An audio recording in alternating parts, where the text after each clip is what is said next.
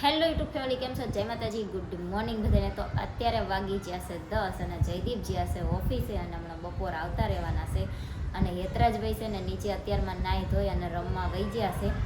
તો યતરાજભાઈ રમે અને જયદીપ ઓફિસથી આવે ત્યાં સુધી આપણે જે કામ છે ને એ બધું પૂરું કરવાનું છે. પણ મારે છે ને બીજું કપડાં તો ધોઈ ગયા છે, કપડાં સૂકવી દીધા છે. વરસાદ આવે ને તો પછી સુકાતા નથી એવું થાય છે ને. અને કાલ સાંજે હું જયદીપને કહેતી હતી, મેં ઓલી રૂમમાં છે ને બાય એક સાઈડ તો બારીએ દોરી બંધાય એવી છે, બીજે ચેક મેં કીધું દોરી બંધાય એવું હોય ને તો સારું. તો મને શું કે તે કપડાં સૂકવાય કે ઘર બનાવ્યું કે રહેવા બનાવ્યું છે કે જ્યાં અહીંયા ખીલ્યું મારવાની કે એમ. તો એમને કંઈ મારી દીધી નહીં ખીલી. અને અમારે છે ને ચોકડીમાં સૂકવે એવું જ છે, પણ અત્યારે હવે કલરનું ને બધું કામ કરે ને તો દોરીઓ નડે ને એટલે છોડવી પડે, નહીંતર તો અમારે ચોકડીમાં બધા કપડાં સૂકવાય એવું છે જ તે.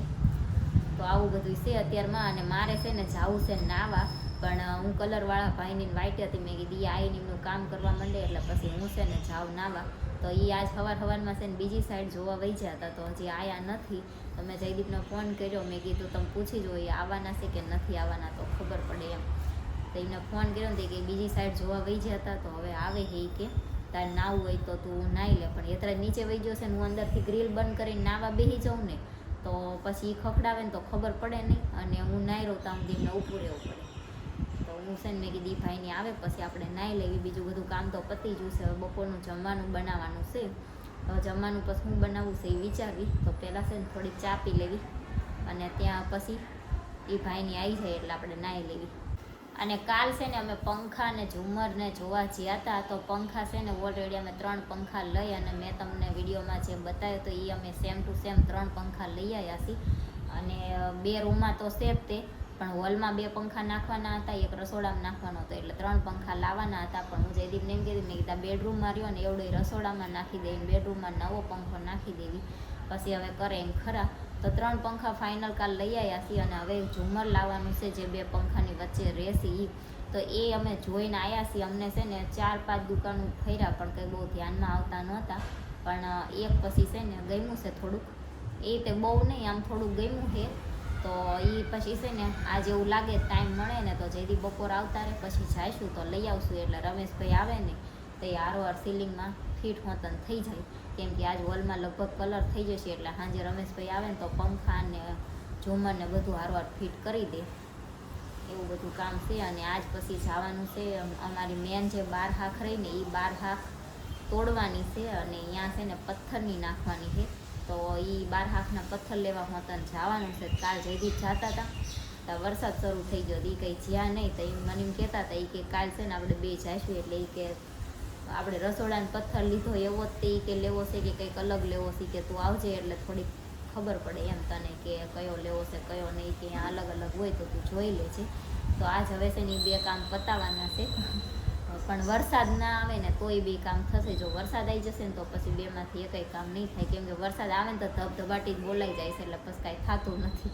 તો જો અત્યારે છે ને વાગી ગયા છે બપોરના 1:15, અને હું છે ને બેસી જઈશું જમવા. યતરાજ બેસે છે, મારી યતરાજ હાટું બનાવી છે કઢી, રોટલી, મરચાં હું ખાઈશ, યતરાજ નહીં ખાય. અને જયદીપ હાટું બનાવ્યું છે ડુંગળી બટેકાનું શાક અને રોટલી. તો જયદીપ હજી આયા નથી, નીકળે છે.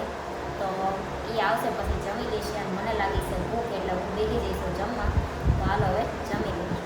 તો જો અત્યારે છે ને વાગી ગયા છે સાંજના 8, અને કલરવાળા છે ને આજે અમારે આવ્યા હતા 11 વાગે, અને થોડું ઘણું કામ કર્યું. આજ તો બહુ કંઈ કામ કર્યું નથી, અને વહી ગયા.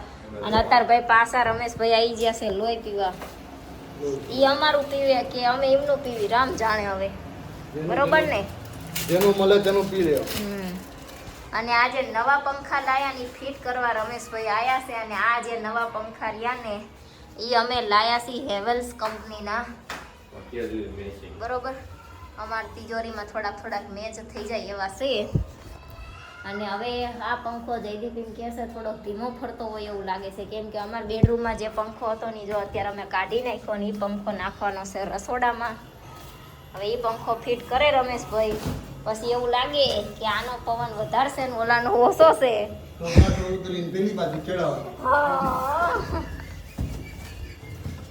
સમજી જ્યા, હવે 1.5 મહિનેથી આવે છે ને એટલે હવે સમજી જ્યા, એક્સપિરિયન્સ થઈ ગયો ને. તરીકે આમ ત્યાં મારશે નહીં. બરોબર ને? પણ આ તમે મને આ કહી દીધો આ પગ આમાં નાખો ને આ ન આવે ને કે આ બોરીએ બધા પાછળ જ આવે. અને ઓલી સ્વીચું હરખી કરવાની છે, એક ઉપર નીચે છે ને ઈ હરખી કરી દો પછી. અને આજ છે ને જો કલર વાળાએ છે ને આખા દિવસમાં ખાલી આ ઉપર જે સીલિંગ રહી ને એમાં કલર કર્યો અને થોડું ઘણું બધે ટચિંગ કર્યું ને એવું બધું કામ કર્યું છે. અને કાલ આવે છે આ 12 હાક બદલાવા. અમારે છે ને 12 હાક છે ને એ બદલાવાની છે, ઊંધાઈ ખાઈ જઈ છે એટલે આને બદલાઈ નાખવાની છે. જો લાકડાની છે ને પથ્થરની નાખવાની છે એટલે પથ્થર લેવા જવાનું હતું પણ જ્યાં નહીં. બધું બંધ હતું. એ વખતે 2500 રૂપિયાના પંખો લાયા હતા પણ આની જેવો પંખો નથી હો રમેશભાઈ. 10 વાગે પંખો